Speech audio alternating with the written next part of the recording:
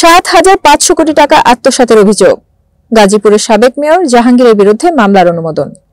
Gazipur city কর্পোরেশনের সাবেক mayor Mohammad Jahangir Alam ও প্রধান হিসাবরক্ষক কর্মকর্তা গোলাম কিবরিয়ার বিরুদ্ধে প্রায় 7,500 কোটি টাকা আত্মসাতের অভিযোগ মামলা করার সিদ্ধান্ত নিয়েছে দুর্নীতি দমন কমিশন দুদক। আজ রোববার রাজধানীর সেগুনবাগিচায় দুদকের বিরুদ্ধে কার্যালয়ে সংস্থাটির মহাপরিচালক আক্তার হোসেন সাংবাদিকদের এ তথ্য জানান। দুদকের তথ্য অনুযায়ী সরকারি উন্নয়ন ও রাজস্ব তহবিল থেকে ভুয়া টেন্ডার ও জালিয়াতের মাধ্যমে বিপুল পরিমাণ অর্থ আত্মসাতের বিদেশে পাচার করেছেন এমন অভিযোগ রয়েছে জাহাঙ্গীর আলম গোলাম কিবরিয়ার বিরুদ্ধে। অভিযোগে বলা হয়েছে, জাহাঙ্গীর আলম ও গোলাম কিবরিয়া পরস্পরের যোগ সাজেশে নিজেদের পছন্দের ঠিকাদারি প্রতিষ্ঠানকে কাজ পাইয়ে দিয়ে ভুয়া টেন্ডার ও বিল প্রস্তুত করেন।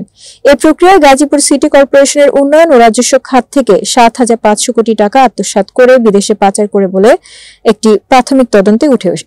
এই প্রক্রিয়ায় গাজীপুর সিটি কর্পোরেশনের উন্নয়ন ও রাজস্ব খাত থেকে 7,500 কোটি টাকা আত্মসাৎ করে বিদেশে পাচার করা হয়েছে বলে প্রাথমিক তদন্তে উঠে এসেছে।